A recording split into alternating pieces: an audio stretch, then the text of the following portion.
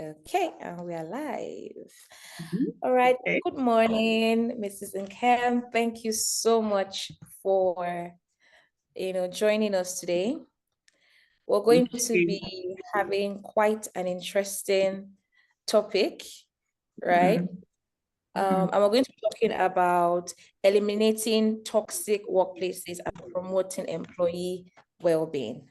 Okay. Awesome. And I know that a lot of people, when they hear toxic, they're really getting excited because Mm. they've probably experienced it or they know someone that has experienced it. And I just thought it would be important for us to address it because as HR people, we play a huge role in determining Mhm. how the culture of a place is, right? But before we get into all that juicy Mhm. topic, let's talk about you Okay. and how you got into HR, right? I remember when I saw you on LinkedIn and I just saw the harmonizer. I'm like, I definitely have to have you on this podcast. And then when we were exchanging emails and I saw the quote you put on your email signature and I will read it out. It says, I help busy, overwhelmed, and burnt out professionals and executives to live meaningful, wholesome, and productive lives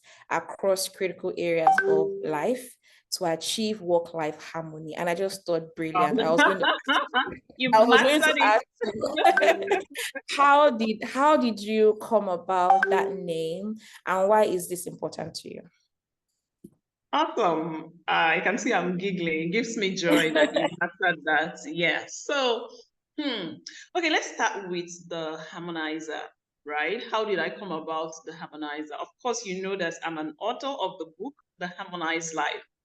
Yeah. But a lot of times people always try to equate both like, oh, okay, I got the harmonizer from the Harmonized Life book. Not at all. I had published my Mhm. book in 2020, and then I joined so I'm a certified life coach under Lanre Olushola Coaching Academy. So just for the purpose of continuous learning and growth, I signed up to his mentorship program, right? And so part Mhm. of the activities that we do there was personality assessment. So we had different personality tests that we are doing. Right. And one that stood out for me was the DISC personality assessment, right? DISC is Yeah. DISC, right? So by the Yeah. time I did it, okay, let me try to explain it further. So it's a Yeah. personality assessment just to understand yourself. And there are Mhm. four categories, right? D Yeah. stands for dominance, I is influence, S is stability or steadiness, Y C has to do with compliance, right? So by the time Mhm. I did it, I found out that I was high on I and S rather. That's influence and steadiness. And the people that are dominant on those two are called the harmonizers. Ah, Yes. makes And there sense. are Yeah. different attribute traits, and it spoke to me like it embodies who I am, my personality. Then Mm. secondly, part of the assessment we do was to come up with a statement a short statement that defines the value you give your clients. And that Mm. was how I said, these are who my clients are. Of course, Yeah. busy, overwhelmed, and burnt out professionals and executives. And this is what I help them do. So ultimately is to help them harmonize their life, achieve a sense of harmony. And interestingly, we are called the harmonizer. So that was how I came about. Both the Absolutely love name, it. the And yeah, harmonizer, yeah, and what I do anything you in that what you statement. do today. And I think it's perfect even for the conversation that we are having, this morning. And I love the Mhm. fact that it is very relatable. I mean, this podcast is for HR professionals, and we're meant to help people live balanced lives. That's what we preach. We say, Mhm. okay, we want you to have work-life balance or Mhm. work-life harmony. But oftentimes Mhm. we are the first sets of people that are burnt out. So I think it's so beautiful that you are, trying to solve that problem for a lot of Mhm. persons. So thank you. So let's talk about how you got into HR. I like to ask, did you choose HR or did HR choose you? What's your story? Okay, I would say both, right? But when you're not intentional about something, you could also miss it, right? Yeah. Yeah. So I studied psychology in school, but then I realized that in school, there are two aspects of psychology that were my favorites: the clinical psychology and the industrial organizational psychology, right? Okay. And interestingly, I did my what's it called? More or less specialization. My thesis was around industrial organizational psychology, right? Okay. And so because of that interest, I knew I was going to work in the human resources space. So I had that clarity, that sense of clarity, even from. So you were talking about when your line manager, when your director told your line manager that he's taking you to sales, and Uh-huh. basically he was saying that he wasn't asking for her permission. So that was where you left off. Oh, wow. Okay. I even spoke more than that. Okay, so let me continue. Yeah, Yeah. so she was like, "NNkem Offonabo, no, I'm not really ready to release her." And he said, "I'm not asking for your permission, you know." The next thing, he called the divisional head of the transaction banking division where I will be working. She said, "Oh, NNkem Offonabo, I know her." And then she called me, send your CV, sent my CV. The next day, I went for interview. And before I even got back to the office, they had sent a mail that they were taking me. And so that was how my career was determined for me. So because it was a strategic decision, I was like, okay, let me just take it. Interestingly, about 5, 6 months down the line, I deployed a solution to one of our biggest clients then in the corporate banking, because I support the corporate banking division. And the customer was so impressed because how I did it was I noticed that they were doing some manual transactions and everything. And I was like, these people should be doing this on our platform. So I called the relationship manager, said, please take me to the CFO. So I had a meeting, brought all my team members, and they eventually bought to the solution and started doing it to the extent that the CFO was sending an email directly to the MD of how much they were transacting with the bank on a monthly basis, running over 10 billion, and before I knew it, they sent me a letter of commendation, a promotion, and everything. And the DMD himself came to our office and was like, what did I tell you? Yeah. So yes, that's one of my achievements that I'm Very always proud. excited Yeah. about, that I didn't reject that decision.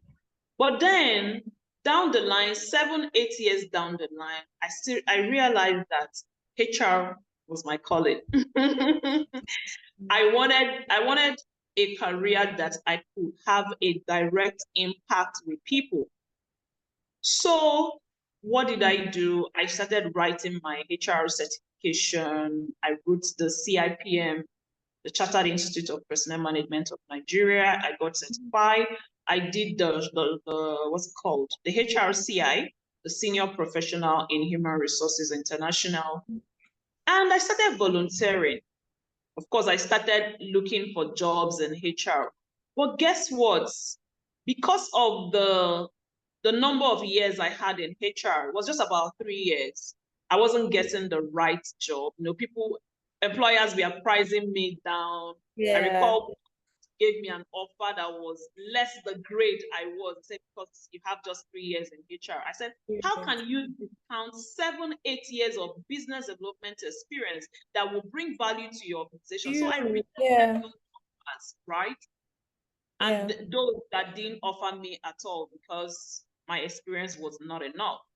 But you know what I did? I got tired and I started investing still in my personal development. I was self-funding myself to HR conferences and everything, just building my tools and kits. And then at some point, I think it was after I launched my book, I said, you know what, Nkem? Then I also became a coach, a life coach. I said, Nkem, you can actually do these things by yourself, Even when I was in HR, in business development, the head of HR of my bank then They will call me to come and train some departments and pay me for it. And I'm like, if this could happen, it means I can also do this on my own. And that was when I started my company, the Work Life Organization. Yes. Wow. And through that, I was offering services to some organizations. And so after I launched my book in 2020, I just created my exit plan and resigned December 2020. I started working on my business.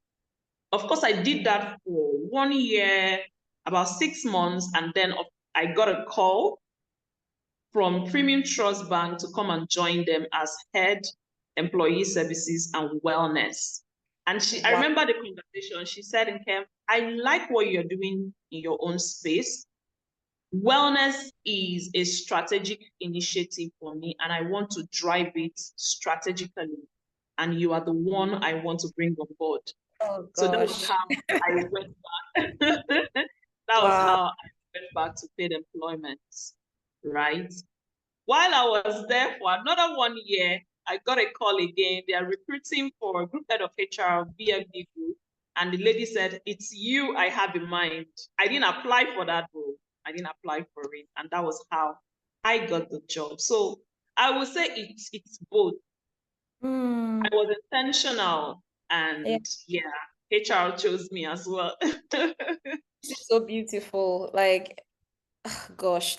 And there's so many learning points, to be very honest. And I really think that the path you took was the right path because, like you said, many people will just stay and say, okay, nobody is giving me the job that I want. But somehow you created your own, like you designed your own outcome. Do you understand? Like you Employed didn't myself. yes, and you need to say, okay, I'm going to wait till they give me a job. And in doing your own thing as well, they started to come for you. So it wasn't you trying to get the job anymore. And I think one thing that I'm taking away from this is many times the experiences that we have, we sometimes take it for granted. But I really like I salute that line manager that you had because I feel like he saw something in you and some of those skills, him saying, come and do sales. I think it even prepared you for running your own company because it has to do with selling, yourself, selling your services and all. Absolutely brilliant. So good. So let's go into wellness, right? Because I mean that was I think that's part of like the crux of your story and how the first company, Premium Trust, even came to you. So what is employee wellness and why is it important today? Awesome. Okay. So wellness for me is a holistic concept. And holistic in the sense that it encompasses both the physical, the mental, the emotional, the financial, even spiritual aspects of our lives. Yeah. Right. Ensuring that we are living a life of health and well-being. Really, that is what it is. And we can also drill down to each of these aspects of our lives. Because as employees, right, we are expected to come in and deliver our best in a workplace. But then you find out that you are a makeup of all of these areas of your lives, right? And whatever happens in one area of your life will definitely have an impact in other areas of your life. So for me, success is multidimensional. And so when we are talking about well-being, we are looking at the important areas of our lives and ensuring that we are living a life of wholesomeness. So when you talked about my signature, I said helping busy professionals and executives to live a meaningful, wholesome. So wholesome speaks to wellness and productive life. So meaning comes from you understanding your purpose, living a purposeful life, understanding why you exist, why you have this job in the first place. Is this job meaningful? Are you whole enough to deliver on the expectations of this job? And are you productive at the end of the day? Yeah. So that's basically what wellness, employee wellness is. Having the people that are coming in to work with you with a sense of purpose, and they are wholesome. So wholesome for the individual and wholesomeness also for the organization. Because we'll say, oh, come in and be whole. Is the environment, is the work environment wholesome for that employee to thrive? So speaking about wellness is not just about the individual, it's also providing the enabling, healthy environment for that individual to thrive, to be productive. Yeah. Thank you. Basically, what you're saying is that employers cannot just expect their people to, let me use this language, to come in correct. They have a role to play in ensuring that their people are actually okay. So let's talk about, like, are there certain trends, or are there certain pointers to a workplace that is toxic? Because so maybe people don't even know that their workplace is toxic, and they don't even think, they think, oh, it's for somebody else, we are okay, right? So are there certain things, that characteristics that define a toxic workplace, and what should the management of that kind of organization do in terms of like first steps in solving that problem? So just like you said, a lot of people don't know, they are not aware. So if I have to say, I also, let me say that it's important that for you to thrive as an employee, you have to have that sense of self-awareness. So that is what we are addressing. Because if you're not aware that this toxicity exists, and you're also not aware of your threshold, what you can tolerate, you find yourself normalizing all this toxicity. So what are the things that, as an employee who is intentional about your well-being, what are some of the traits, what are some of the characteristics that you can see and you will know truly that this organization is toxic? Let's even start from the point of entry into an organization. So we will deal from point of entry to point of exit, right? You will see some job roles that they will publish job roles, no job description. No job description, no salary. So you will see yourself, oh, maybe just the title of the role, it sounds so good to you. This is what you want. You go and apply. Go through an interview. They're asking you some questions. You are like, you don't understand, right? Then you have expectation of what you want to earn.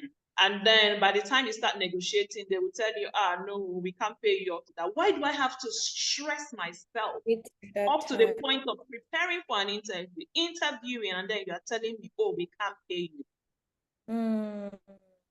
So communication, when you lack of communication is a sign of toxicity. Is a sign of toxicity. And there are different ways you can see it.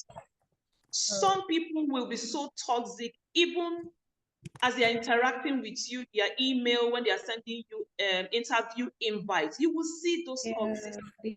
No sense of professionalism. So these are the little things you need.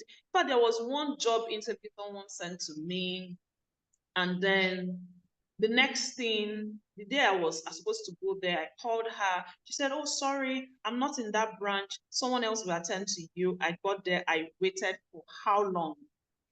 I ended up not interviewing. I left. I said, this is already a sign of toxicity. Because if you know you're expecting someone, you provide you, even if you're not going to be available, you must have handed over to someone that would take me up from the point where you had left it and ensure that I have a smooth experience, employee experience. That's it. So these are the things that we see. So I talked about lack of communication. Then let's even now talk about communication within the organization. You will join an organization and there was no job description. Probably you had requested and they gave you a job description, only for you to resume and job description is changing. KPIs are changing. And you're asking yourself, what's going on? There was an organization I joined. You didn't tell me that this role requires sales, that I'm going to have sales targets, a HR role, and I entered. You gave me targets running in billions. Wow. That's toxicity. There was no communication. Wow. I didn't know that I was going to handle multiple teams. You employed me for one company and I joined the next day. You are telling me you are going to manage this business, manage this business, manage this business. And there was no other further communication to say, okay, we will review your remuneration based on that. Yeah. It's toxicity. Wow. So communication is very important. Some people will lure you in, and by the time you come in, you will see who they are truly. So these are the things you need to watch. And then secondly, there is no growth plan, no career pathway for an employee when you join an organization. So when you receive your offer letter, you come into an organization, you have a conversation with your line manager, and they're even during interview, ask them, what is my growth trajectory going to look like? And if there is nothing, a clear path communicated to you, then know that you are entering into a toxic workplace. Wow. Or you enter an organization and there is no sense of respect. You are not valued. Your opinions are not valued. Just know that you have entered a toxic workplace where probably the CEO is the Lord and Master. Where as an employee, of course, you know what best practice is. But when you enter into this organization, there's nothing like best practice. Just know that you have entered into a toxic workplace. Yeah. Wow. And then we're talking about work-life balance, right? Yeah. You enter an organization, probably in your offer letter, the condition of work says that you resume at 8 a.m. and you close at 5 p.m. You work from Monday to Friday, and then you join an organization, just that organization, and then they tell you, you work on weekends. It wasn't in your contract. It wasn't pre-agreed. It wasn't pre-agreed.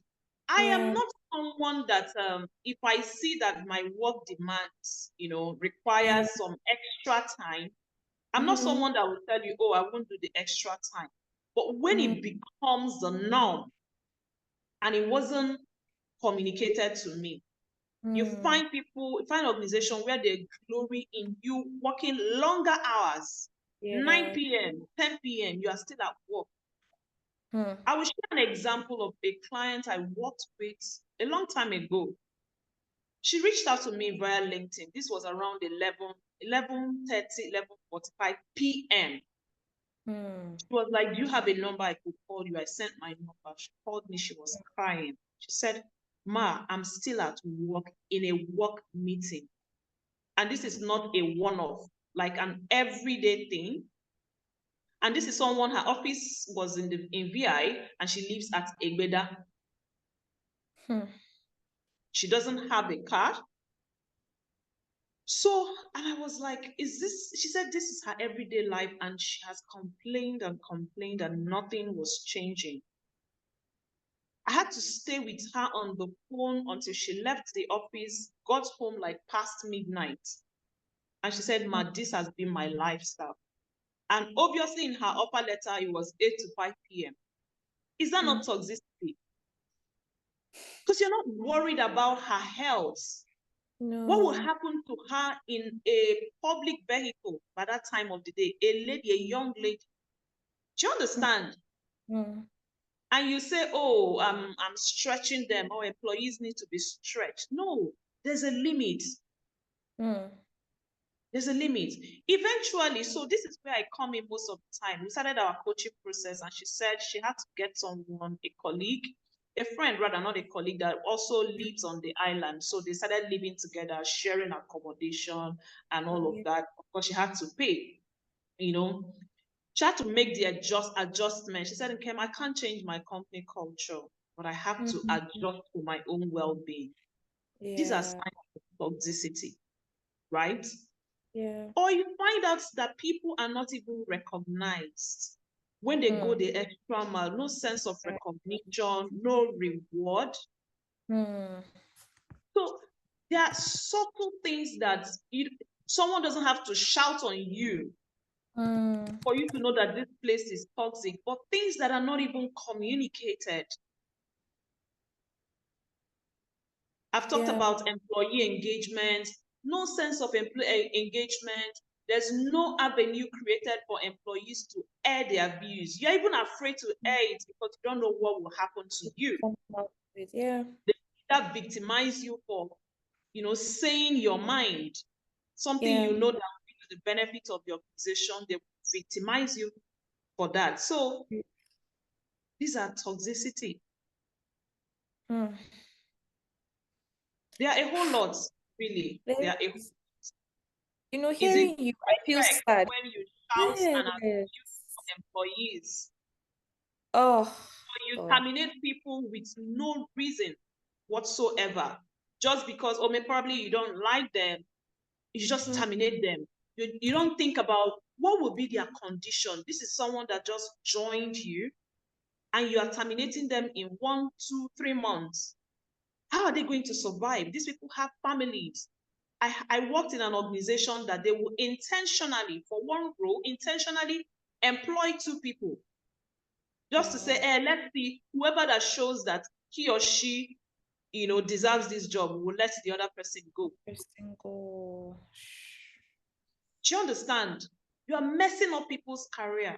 You are destroying them, destroying their families, because they have people that depend on them. Wow. So there are a whole lot. If we start digging deep, there are a whole lot. And these things impact not just the employees and their well-being, it also impacts the employer, because you are destroying your reputation as a brand. You might not see it now, but those people have families, they have friends that they will go cry to. Yeah. And the news will spread. So tomorrow, if someone wants to join that organization, except someone who doesn't do his or her own background check, definitely they will get the feedback, oh, don't go there, it's a toxic work environment. So you're destroying your brand. Even the people still working within the organization, they are afraid. While they are there, just what they call presentees, and they will just be present, and they will be looking for another organization to join. They will all be looking for another organization to join. So if you can do this to A, who am I that you cannot do it to? Exactly. You won't get their best. They will just be there, working out of fear that, oh, if I lose my job today, what will my family and myself feed on? Yeah. And those people can never be your brand ambassadors. They can never be your promoters. Yes, they are there. They're just collecting their salary. They can never be your promoter. Yeah. Yes. Well, Miss NNkem, I feel like this is like a wake-up call. I know that you're even explaining it from the standpoint for what employees can look out for. But I feel like as HR leaders, people that are meant to be creating the right experiences for employees, right?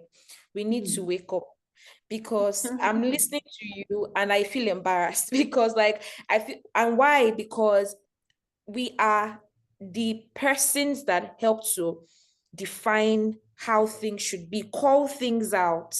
So as HR people, we can't just not do anything about it. Do you understand? Because everything that you're saying, yes, there's a role of the management, there is a role of the leaders in the company, but HR plays a huge role in calling some of those things out or in driving the change. So I feel like everyone in HR should hear this.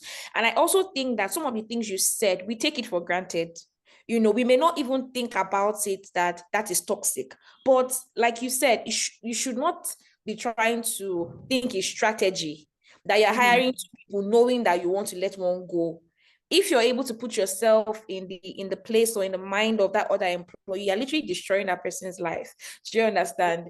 So this is so it's like a wake-up call, and I know that the HR people that are listening to this would pay attention and even start to fix themselves in places where they just said, oh, it's just normal, oh, no KPIs, or the one you said, when somebody comes in, they have an expectation of what the job is, and then for whatever reason, even if it's a justifiable reason, you just change their role, or you just change their KPIs, or somebody came in, the person wasn't planning to have any target, and you're just like, oh, because you can do it, here are your new targets, go and bring in money. That is toxic. And for me, I was just like, oh my God, like, how many people know this? So thank you so much for sharing that with us. I think that's like a very memorable moment right there. So as HR So people, I actually want to say something, right? please, Yes, I know you said HR people have the responsibility of pushing change, but I can also tell you that there's a limit, right? We are supposed to be change agents, but I tell you that some of this toxic work environment don't even give the human resource personnel or practitioners the opportunities to effect these changes. I agree. So this is also part of toxicity, right? Yeah. Yeah, I know that, yes, some could be as a result of skill set gap for some HR not knowing how to influence change. But there are also those that have the capacity and the capability, the expertise to influence change. But because of the toxic environment they found themselves, they are not able to do that, because power comes from, one person or some group of people who want things to be done in their own ways, that is away from how things are supposed to be done, the best practices.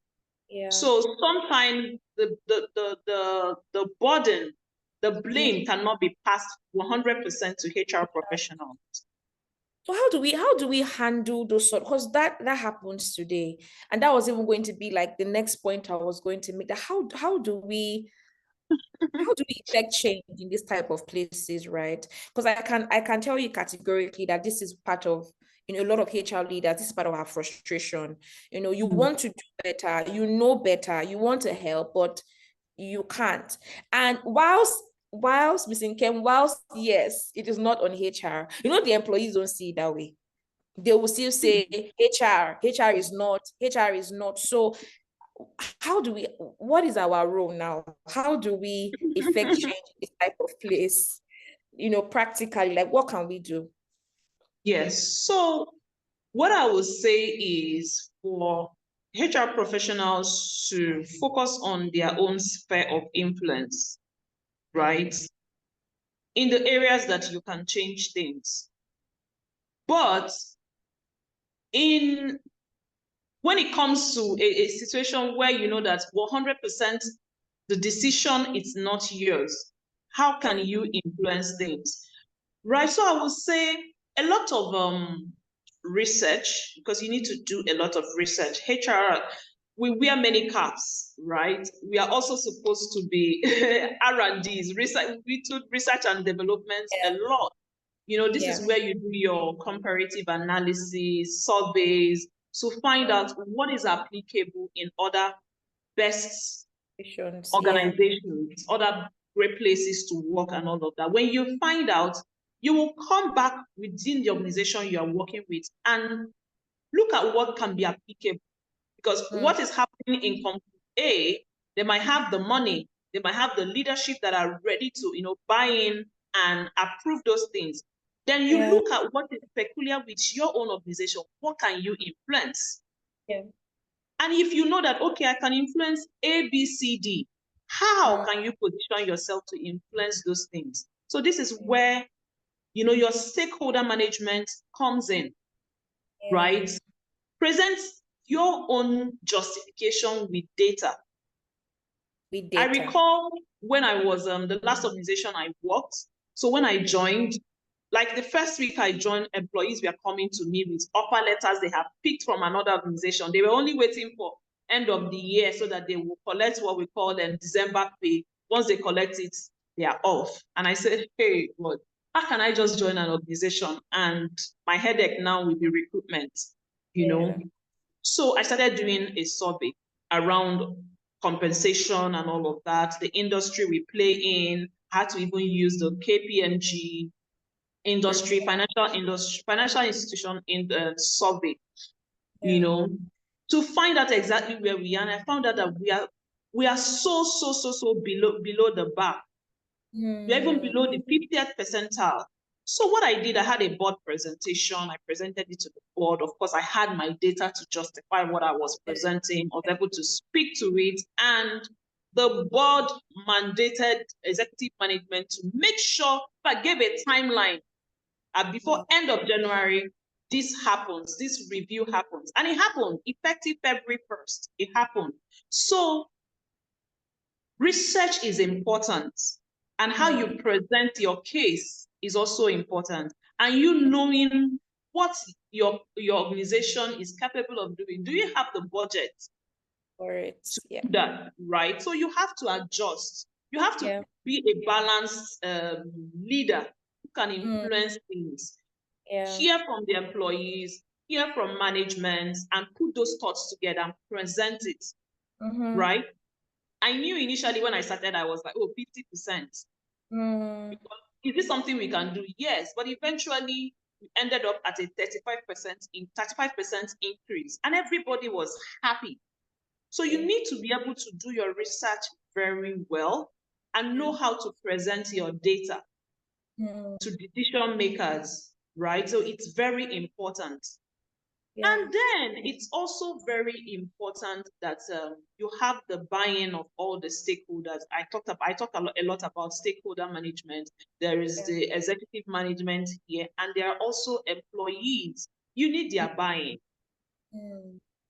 So how do you even know the things that you need to change? Because sometimes, like I said, oh, you will think, oh, this organization, this is what they are doing. You need to speak with the people internally. So what I did a lot of one-on-one engagement to hear from people what they want. So aside the salary review, there were other changes, transformation that I brought on board. Have a one-on-one conversation with them. Because these days, as HR professionals, we need to begin to move away from the narrative of, oh, these benefits. We have to begin to individualize benefits. So speak to employees, know what they want, right? I had one-on-one conversation. I had focus group discussion.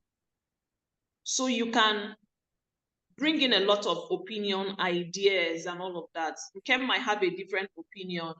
By the time you bring in 10 persons together, you'll be like, oh, okay, instead of doing this that NNkem wants, majority wants this. So have conversation. In fact, the fact that you even sit down with them and hear them out is enough.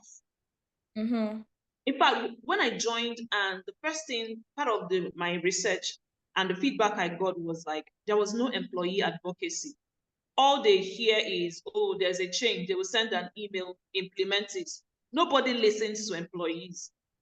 So the fact that I could sit down, have a focus group conversation, have one-on-one was enough for them. We're like, wow, we now have a HR that can listen to us. It was enough. In fact, when I was leaving, everybody was like, hey, God, how are we going to cope?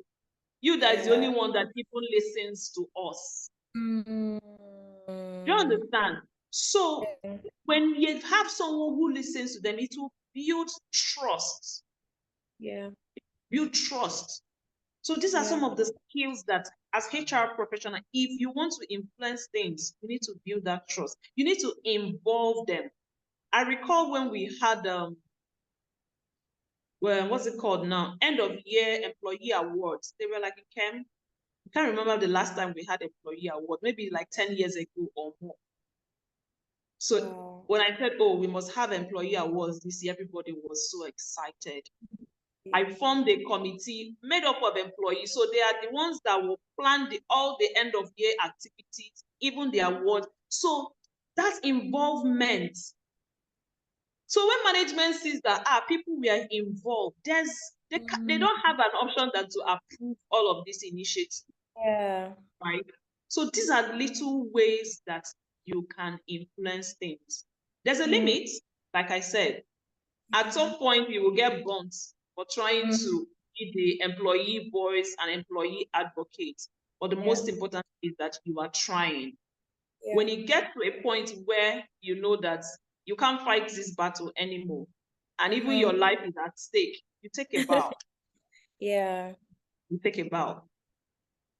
So good. So good. And, in listening to you, it just makes you realize that sometimes it's just little things. Do you understand?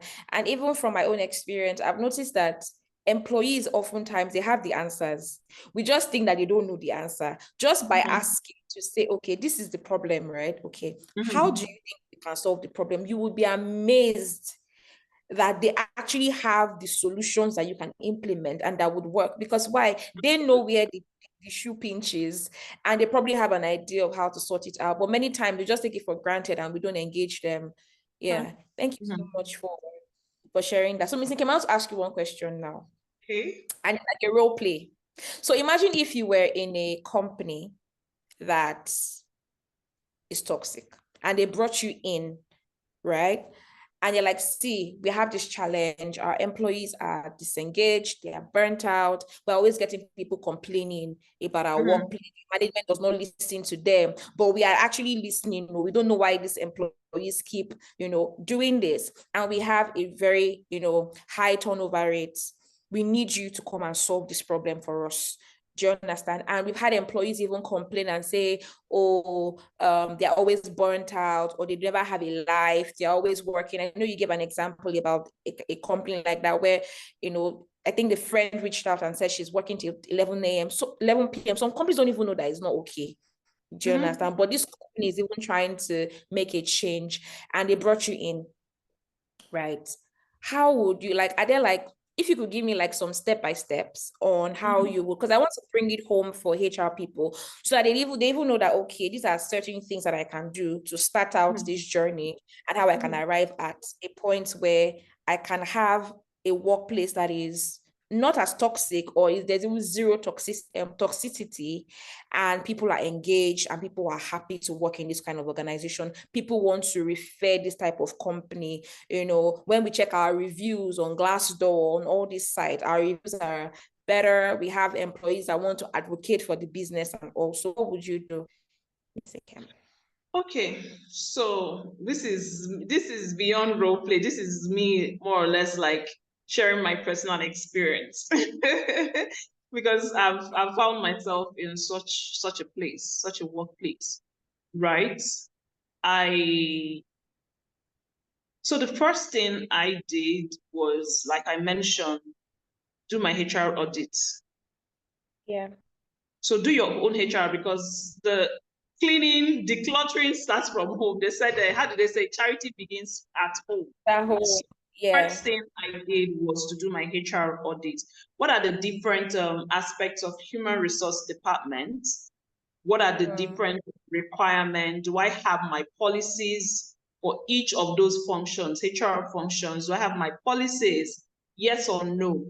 The ones that I have, yes. Are they being in practice? Right. Are they being practiced? These are things you check. The ones that are not, that you don't have, that is a no. What is stopping you from having a policy around it? So you do your house cleaning. Put your house in order, first of all. So when you have put your house in order, make sure that your policies, your SOPs, everything is in place. Your employee handbook. Because you find out that sometimes employees who join the organization, they are loafing around. They don't even understand what's going on.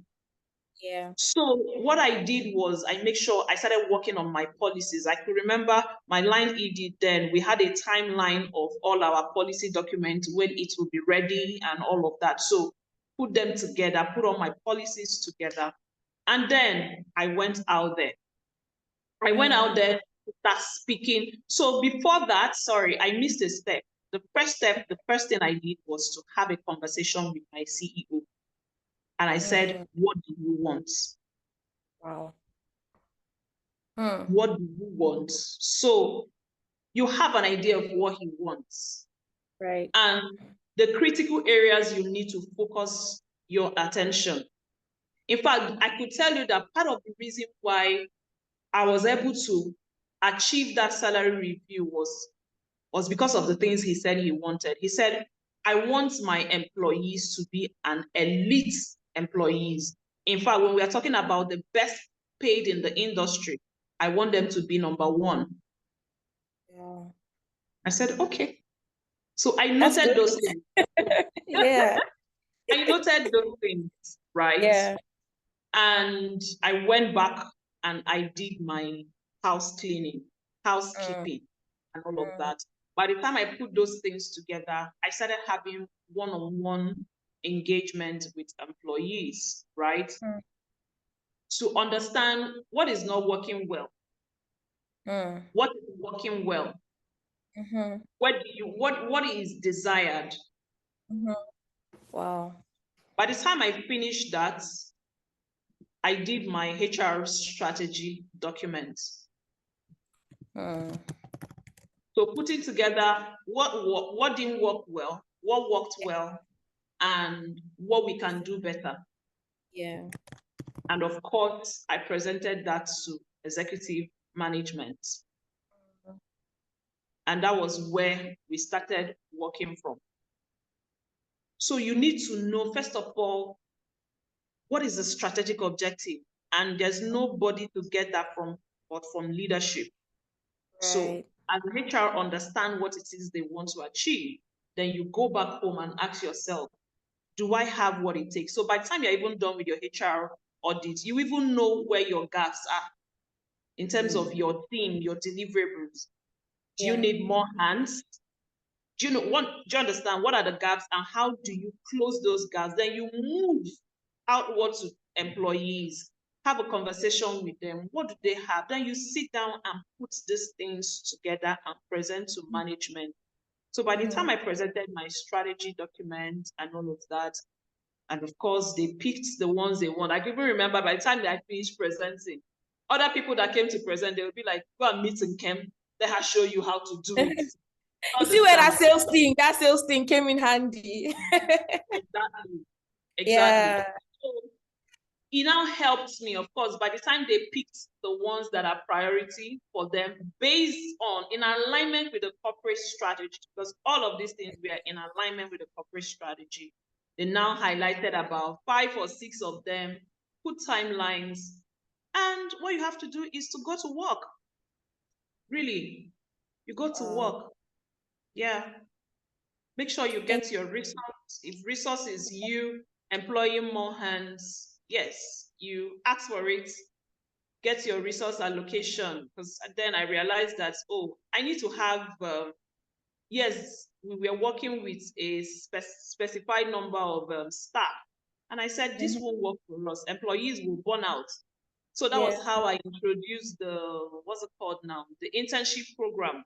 I did my documents, internship policy and all of that. I got it approved and we started hiring interns, to help to support the team in delivering their tasks and all of that. So really, that's the starting point. Yeah. Thank you very much, Ms. NNkem.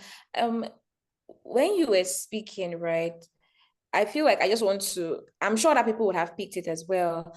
But what became clear to me is that, sometimes when HR people hear strategy, it sounds like a very big word and strategy, what's the strategy? I'm sure people are even asking what is strategy, but strategy is really you understanding the problem and you figuring out how to solve that problem. But that was what you did, right? You went to find what the problem is, and then you found out what the solution is, and then you presented it in a way that made sense to the stakeholders, and you got their buy. That is really what it is. There's no strategy without you understanding first the problem and being able to figure out what that solution is. Thank you so much. Okay, so just a couple more questions before we wrap up. So, Ms. NNkem, you talked about some of the signs, and one is when employees don't even have a safe space to air out the concerns that they have, right? And I'm just thinking about it practically, that if there was, let's say there's a company X is currently a toxic, workplace, and they suddenly want to do better. I can imagine if the director comes or HR comes and says, oh, you people, we want you to tell us all your problems. People may not really trust them to say, oh, A, B, C, D, E, F. So what are some of the ways that, in gradually building that trust with your employees, you can get information or create, processes or communication tools where people can just say, okay, these are some of the things we're dealing with. So that's the first thing. Like, how can you gradually start to build that trust, right?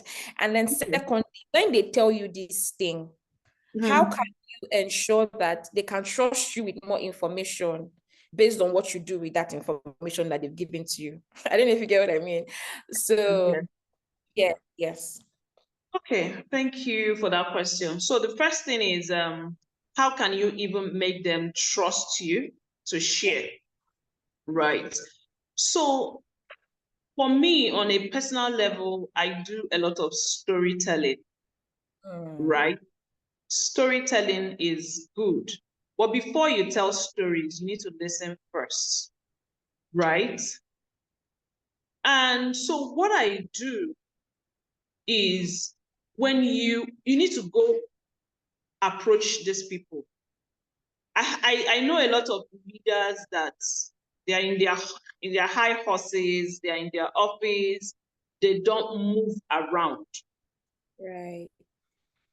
When I was the head of employee services and wellness, I hardly sit at my desk. I hardly sit at my desk. I was always moving around. Because these people, you need to show them that you care. You just don't sit at your desk and wait for them to come to you. Most of them will not come because you have not built that rapport with them. You have not built that relationship with them. Because in coaching, there's something we call rapport building. You build rapport with people. And it's as simple as, when someone is talking, when your client is talking and is like this, you're supposed to stay like this also. When they are talking and they're like this, stay like this. It shows that you could relate with what they are feeling. Because everybody language means something.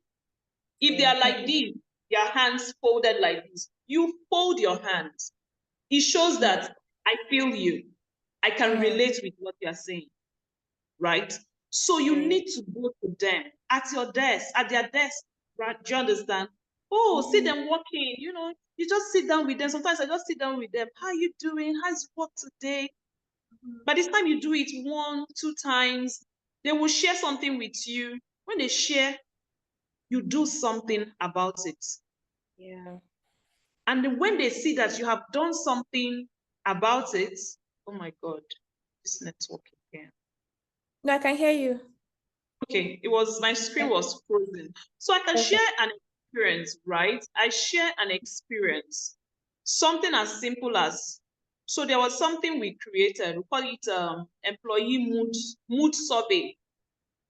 It was a digital solution whereby I started it during Mental Health Awareness Week. So we created a whole 1-week plan. So on Mondays, we shared a mood survey. So once you receive the email, you click, and there were 5 characters. One is happy, one is sad, one is indifferent. I think the other one was frustrated or something. So depending on the one you click you're happy, you will see other options. Why are you happy? Oh, the workplace is very healthy. I love my boss, or my boss is, do you understand? And if you click frustrated, there are options too. Oh, there's no work-life balance. Oh, I need salary increase. So we did that. Yeah. And we thought it was going to be a one-off thing, but the feedback we got, oh my goodness. People that were happy, people that were sad. And what did I do immediately? Once we receive any negative feedback, we call. Wow. We call to find out, okay, what it is. They will explain further. I put it as a report and I send to my line reports, my chief people officer then. We started working on them. Some were as simple as, oh, I'm not feeling well, I'm at the hospital, I'm not at work. But there was someone that up till date, I had left that company. Every day he calls me like, thank you for that call. Wow. It means a lot to me. So it's even possible that his line manager did not even call him. It means a lot to me. So we started taking action. You know, it was based on that we were able to do salary review. It was based on that. Some of them that said they were not feeling well, immediately they resumed work. We buy fruits for them. We started doing fruit baskets. We just go and buy fruit, put at their desk, put a card, self-design. We didn't have to spend money. Fruits might be 5,000 then. Put a card, welcome back to work, all of those things. If they are not in Lagos, we'll ask someone. So there was also something I created, the culture champions. We send the culture champions within their branch or their region to do something, buy fruits for them. Those that were hospitalized, take the food to the hospital, little things. And then you find out, in fact, there was also an experience. A lady chatted me up one time, was like, that there was something she needs to share with me, that in fact that they are not happy within their team, but no one is bold enough to come and meet HR. I said, please come.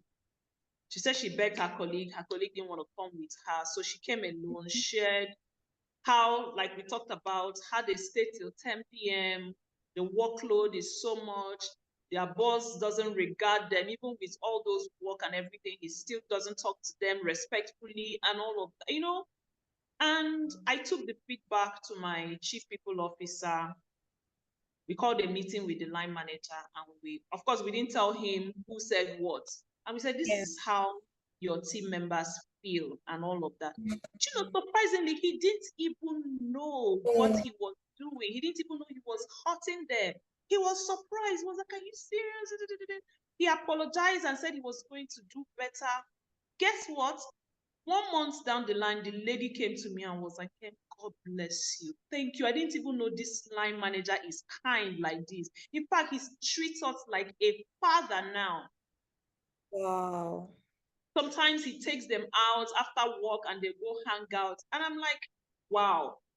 So go there, listen to them, show that you are genuinely interested in their welfare.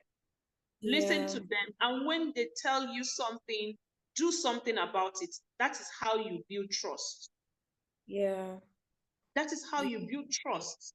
Because some of these line managers, when I started, I talked about self-awareness. Most of them are not self-aware. They don't know what they are doing. But when you bring this conversation to them and do something about it. So when we realized what was happening, of course, we also had intervention that we, train them, counsel them, and all of that. So that's how you build a healthy workplace. Because some people are not aware. Some are aware, but they've decided that this is how they want to be. You also handle those ones separately. So this is how you build trust, really.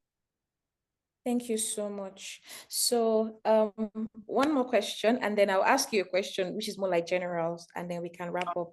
So Okay. I just want to go a bit into, employee wellness, right? I know recently a lot of people, a lot of companies are more aware about employee assistance programs, but I feel like it's still, people are still trying to get a hang of it, right? How can we support them, or where should we start from? Do you understand? Are there are there ideas you can share? I know you even talked right now about even the mental health awareness week and just putting together things to help the employees and maximizing that time frame, to help your people. So just talking a bit about certain things that HR people should be aware of that they can do in their workplaces, right, that can help, the mental health or the well-being of their people generally. Okay, thank you. So I think the first thing really is to create a team. It doesn't have to be 10 people, it could be one person. I was in charge of employee services and wellness. So my team, everything wellness was within my purview, right? Create a team that it's their responsibility, their KPI to ensure that employees are well and equip them. So I recall that one of the things we did then was constantly have wellness sessions.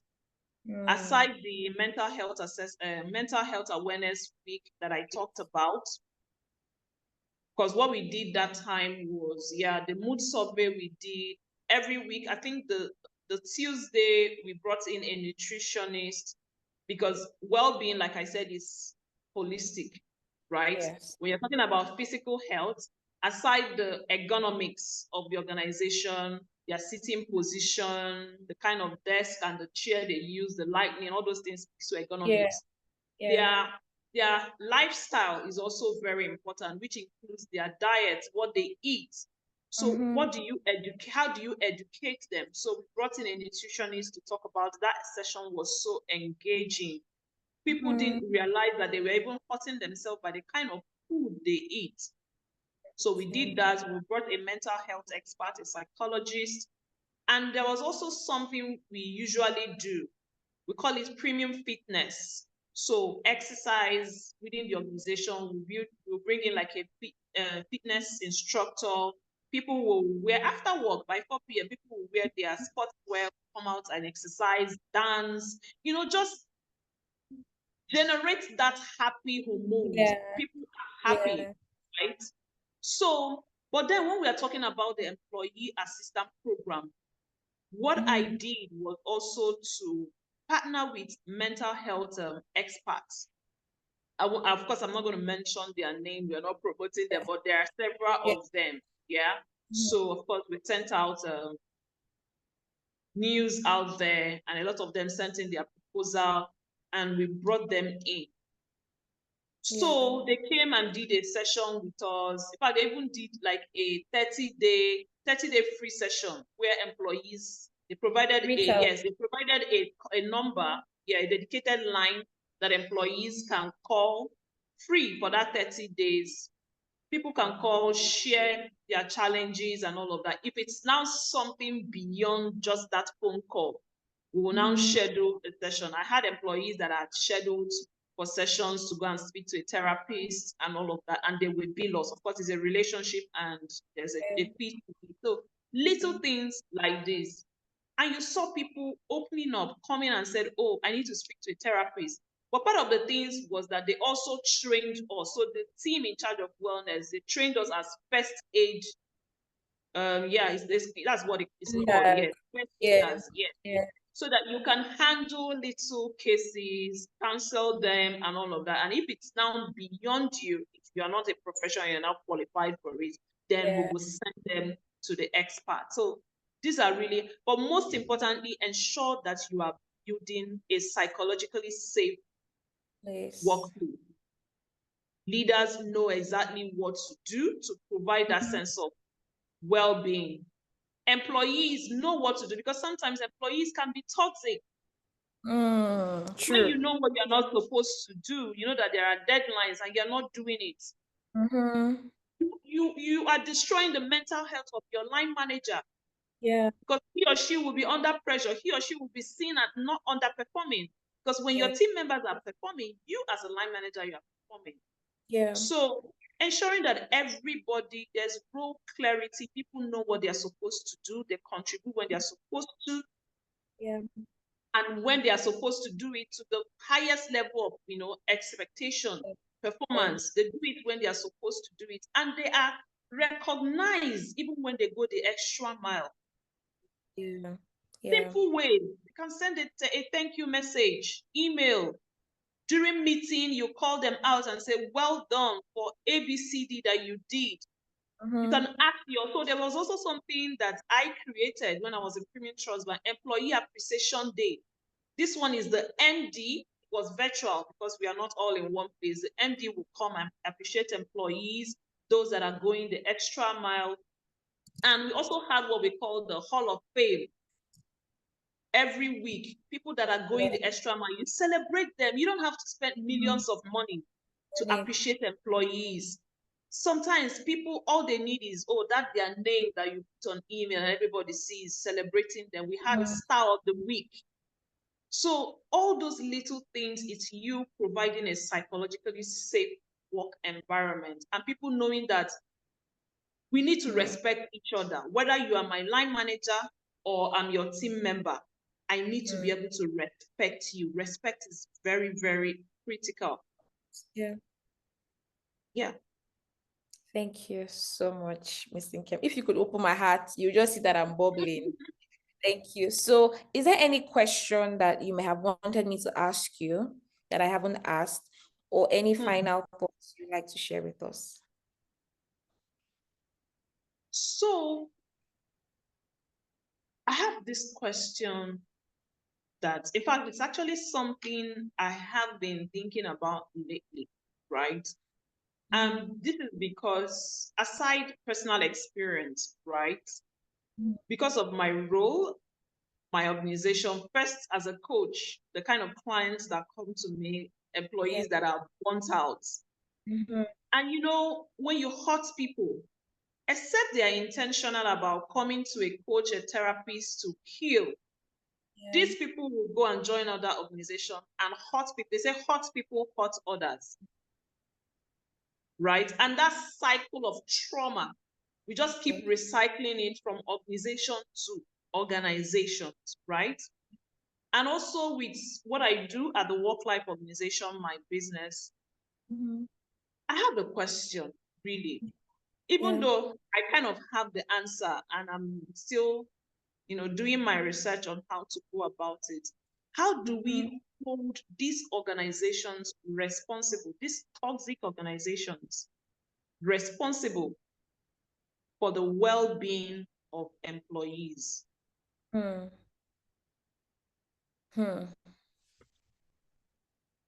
So I should attempt to answer it, right? Yes, So what is the conversation? I think that the first thing is them even being aware. I won't be surprised if we bring in, let's say, a group of leaders or managers or MDs or whatever into this room, and some of those things you highlighted at the beginning, you put it to them that, do you know that this is you being toxic? I'm sure they will say they don't know. So I feel like people will not know. Some people will know intentionally and they will tell you, that's how I want to run my organization. that's how I am. Exactly. Exactly. Yeah. So I feel like, first of all, that knowing that this is not okay, do you understand, needs to happen. So, and I think this is also where managers or owners of businesses need to trust the people that they are bringing on board. And by trust, I mean that if your HR leader or your head of HR comes to you and says, okay, you have a problem, they should be able to tell you that you have a problem, and maybe the way you are leading is not right, and do you want to get a coach? Because the truth is that they are not invincible, and they are not all knowing. So but you being vulnerable enough for people to be able to tell you that, because at the end of the day, they want to help you, right? Because if you are the problem, if you are the leader, you are the one leading a company, and you are the problem, right, already you cascade it down, and that's the way everybody would be in that organization. So I feel like HR, like, so speaking to, like, owners of businesses and leadership of an organization, they need to be able to be vulnerable enough to get that feedback and know that, sir or ma, you may be the problem. And if you are the problem, it does not mean that you are a bad person. It's probably how you were raised. It's probably your temperament. It's probably the way you have, like you said, hurt people. Maybe you've worked somewhere. Yes, and that's how it has always been. You don't know better. But you need to be able to have trusted people around you that you can listen to. And when they tell you that there's a problem, go and get help. I know lots of people today that are leaders in organizations or are leading huge companies that have coaches. And the reason why a coach is important is, Ms. NNkem, somebody needs to be able to call you out. Somebody needs to be able to say, you don't know what you're doing. And it's okay, because in that room, you've dropped your MD hat or director hat down.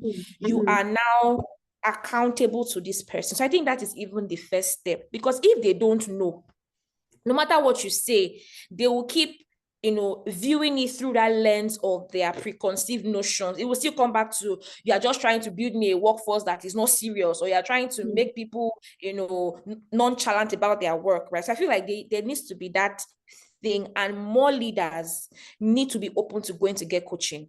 I think if that happens, where leaders know that they need to be coached, it is Absolutely. probably one of the most important. Somebody needs to be able to say, what you are doing right now does not make any sense, and you will crash your business if you continue like this. The HR may not be able to say it. The other people in their companies may not be able to say, but somebody needs to be able to say it, else they will self-destruct. So for me, I think that is like the first thing, and that we need to promote it more, where leaders, because the truth is they carry a lot of burden. That's another thing. There's a lot of weight that they carry. They need somebody that they can go and unpack it with, and the person can point them and say, you are wrong here. Or no matter what you tell me, you cannot beat me. You've come to me, you're paying me for this service. You are wrong here. Right? And this is what you need to do to correct. So for me, I would say that is the most important. Every other thing will now layer on it. Because if you now know that, okay, I'm going left, right? Then you can now start to trace yourself back. And if your HR or anybody in your company comes to say, these are some recommendations, you will take it seriously because you understand. Because there's some people today that don't think that it is wrong for their employees to work on weekends. So where do you start from? Do you understand? Where do you even start from? So for me, I think that level of awareness needs to happen, and they need to be answerable to somebody. That's yes, you can now do policy, that maybe there will now be policies to guide all these things down, like maybe like bodies that can, call them to order. But all that will still be useless if they don't understand that one, I have a problem and I need to be answerable to somebody. So that's my little take. So this is actually what I'm promoting using my organization, the Work Life Organization, trying to create a service, a product that will bring that to the fore, especially for leaders, for them to come to the consciousness of building a wholesome, healthy workplace, right? And then the part of holding them accountable. Because at the end of the day, their reputation, the brand, rests on what the leaders do. Yes.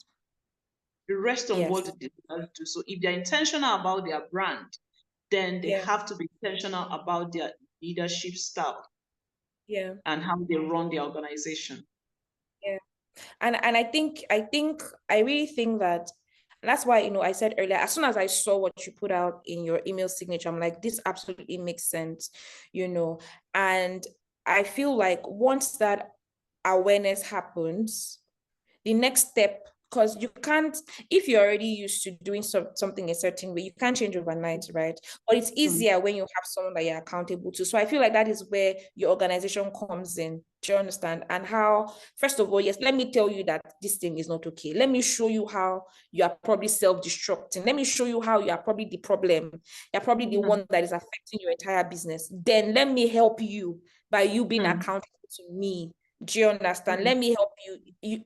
Everybody needs a coach, to be honest. Absolutely. And I feel like it is something that we need to even talk more about. Like, companies need to even invest in it. Like, there should be a budget for the leaders and also the rest of the company. But I'm even starting with leaders because it first starts from there, right? To go and get coach. Absolutely. Go and get coach. I worked in an organization. I had to resign from that organization because I was trying to promote an organization that is committed to well-being, and I was almost victimized, and I stepped away. Away. Yeah. This has been so good, Mrs. NNkem. I learned so much, really, and I can't wait to put this out because I like the fact that the approach you took was very practical. Like, people can go away taking action points and saying, even if I may not be able to go and change everything, but I can do 1, 2, 3, 4. Oh, I can even start with recognition. That one, nobody will stop me from doing it. I can go and have like you said, an unsung heroes group somewhere. I can go and have this sort of thing somewhere that I don't think management will probably say, oh no, don't do it, or just starting somewhere. Yeah, thank you so much. It's been such a pleasure. And I hope you enjoyed your time as well. I did. I enjoy anytime I'm talking about workplace well-being. Something I'm passionate about. Yeah. So final question. Where can people find you if they want to reach you? connect with you more, or even, join your like register for your services, right? Where would they be able to find you easily? Okay, thank you very much. I know that I am visibly present on LinkedIn as NNkem Offonabo, the harmonizer, and every other social media platform. I know that I'm on X, but I am not active there. So I can be found on Facebook, Instagram, X, if I decide tomorrow to be active there.